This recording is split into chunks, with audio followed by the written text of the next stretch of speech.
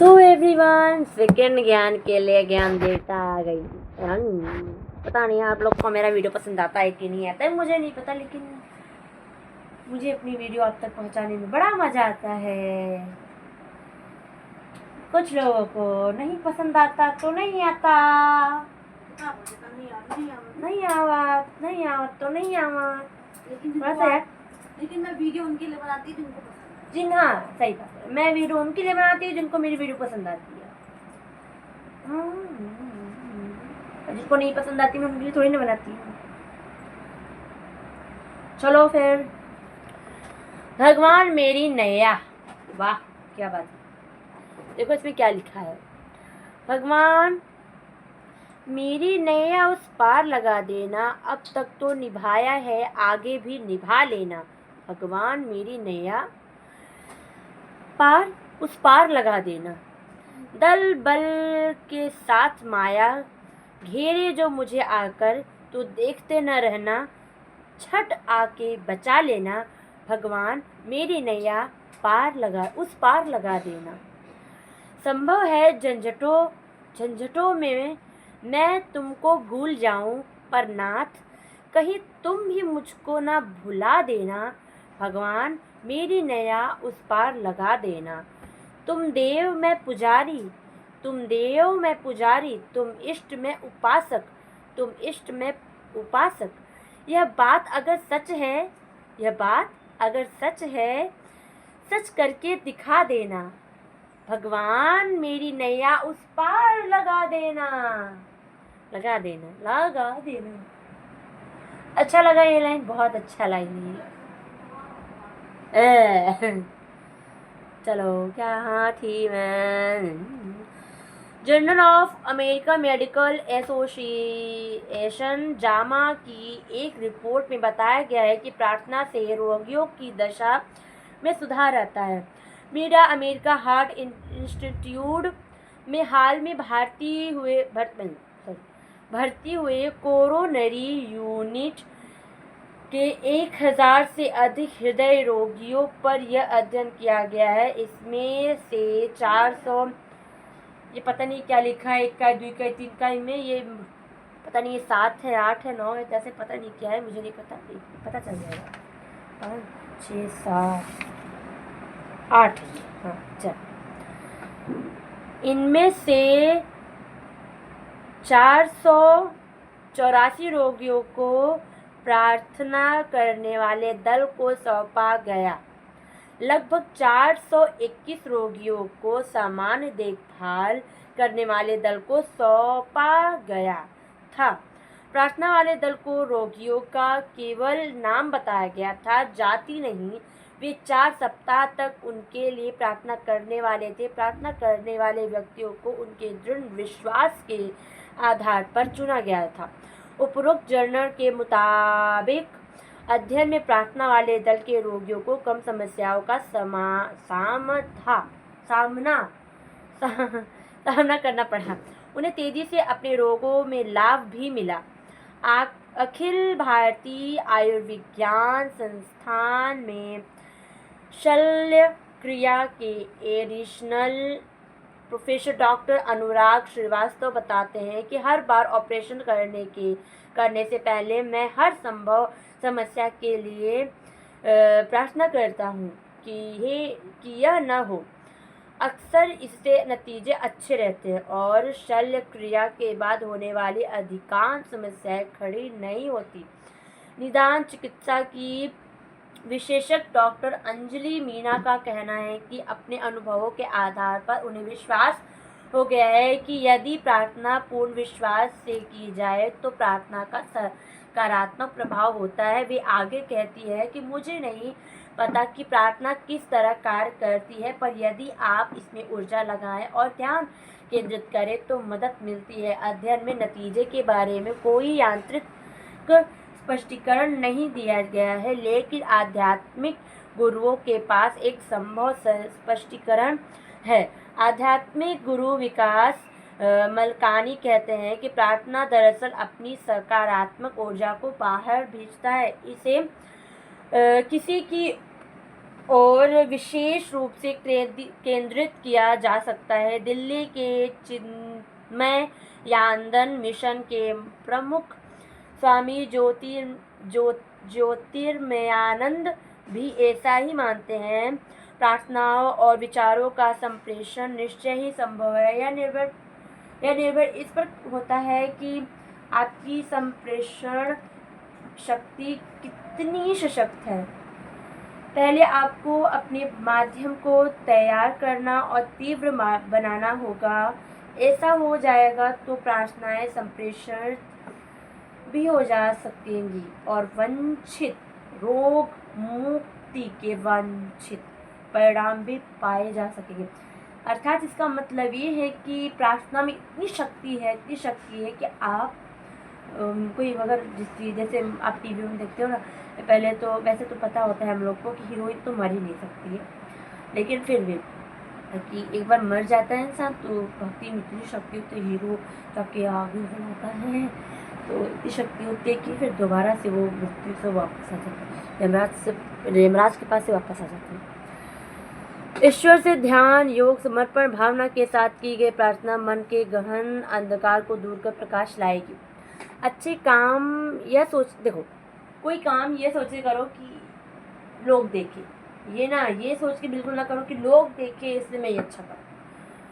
अच्छे काम ये सोच कर कीजिए कि इसके लिए प्रभु ने आपको चुना है। अच्छे काम इसलिए करो क्योंकि जिससे ऐसा लगे कि आपको प्रभु ने चुना है कि ये अच्छा काम आप करो। तो अगर कुछ कर रहे हो तो उनको दिखाओ, ना कि लोगों को। एक कमरे में हजारों वर्षों से अंधेरा छाया हुआ है और एक दिन उस पर प्रकाश कर दिया जाए तो अचानक ही अंधेरा गायब हो जाएगा। ऐसा ही मन के साथ होता है कि हम उसके अंदर से गलत विचारों को निकालकर बाहर नहीं फेंक पाते हैं। जैसे कि कमरे में छड़ी घुमाकर अंधकार को दूर कर रहे हैं। ऐसी स्थिति में मन के विचारों का दृढ़ता के साथ नियंत्रण किया जाना आवश्यक है। ईश्वर से प्रार्थना करनी चाहिए कि हे प्रभु, मैं पापी हूँ और मुझसे यह गलती हुई है, लेकिन जब से मैंने प्रभु को जाना उसके बाद कोई गलत चीज़ मुझे अपनी ओर आकर्षित नहीं कर सकती है। कृपा कर मुझे क्षमा कीजिए। ईश्वर से सिर्फ अपनी भलाई की नहीं वरन बुराई की भी बात भी कीजिए। जब आप गलत कामों को बुरा मानेंगे तब जाकर कहीं मन से बुराई दूर होगी। अगर आप अपनी मदद स्वयं नहीं करेंगे तो एक दिन यही आदतें स्थायी रूप धारण कर लेती है।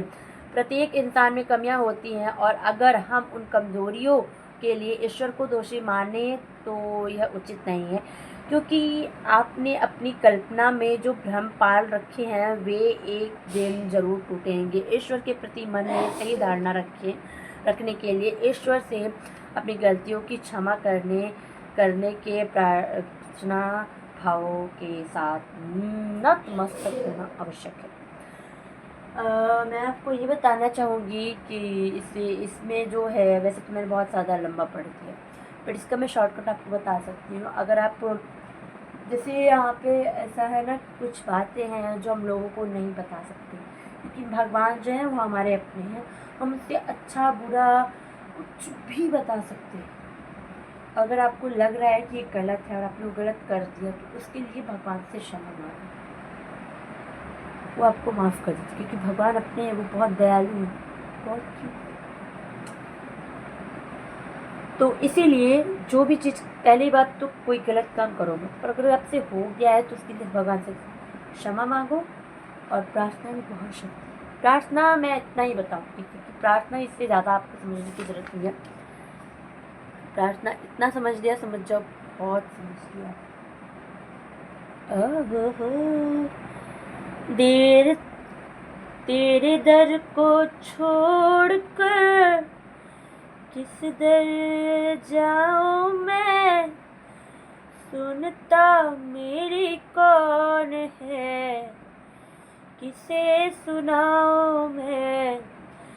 जब से तुम्हारा नाम बुलाया लाखों कष्ट उठाए हैं, नाम जानो इस जिंदगी में, ना जानू इस जिंदगी में कितने पाप कमाए हैं।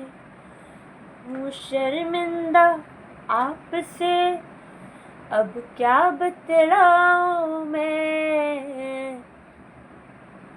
मतलब आप इसका मतलब आप ही बताओ। दूसरा, निर्गुण सगुण रूप तुम्हारा, ऋषि मुनि सब गाते हैं। राम नाम की बैठे नाव में, भव सागर तर जाते हैं। छींटा दे दो ज्ञान का, होश में आ जाऊं मैं। तेरे दर को छोड़कर किस दर जाऊं मैं। इसका भी मतलब आप बताओ। अगर आपको पूछना है तो मुझसे पूछ सकते हो कमेंट। काम क्रोध की गहरी नदियाँ यह नहीं तरने देती हैं। ध्यान आपका धरता हूँ तो ये आगे उड़ जाती है। स्वामी दर्शन आपका किस विध पाऊं मैं।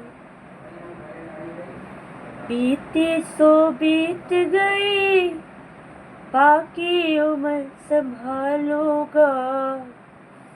ज्ञान का साबुन लगाकर अज्ञान का मैल उतारूंगा। अब संकट काटो जल्दी से, जीवन सुफल बनाऊं मैं। तेरे दर को छोड़कर किस दर को जाऊं मैं। हे प्रभु मुझे शांति दो, उन चीजों को स्वीकार करने की जिन्हें मैं बदल न सकता। जिन चीजों को मैं बदल नहीं सकता हूँ, उन्हें बदलने का साहस दो और दोनों के फर्क को पहचानने की बुद्धि दो।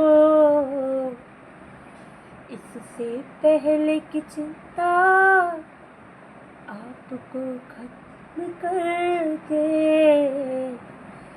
चिंता को खत्म करने का तरीका है अवश्यम भावी के साथ सहयोग करे और ईश्वर में आस्था रखे। इन सभी का मतलब आपको जल्द पता चलेगा, इसके लिए आपको कमेंट करना पड़ेगा। Bye bye. जय श्री राम।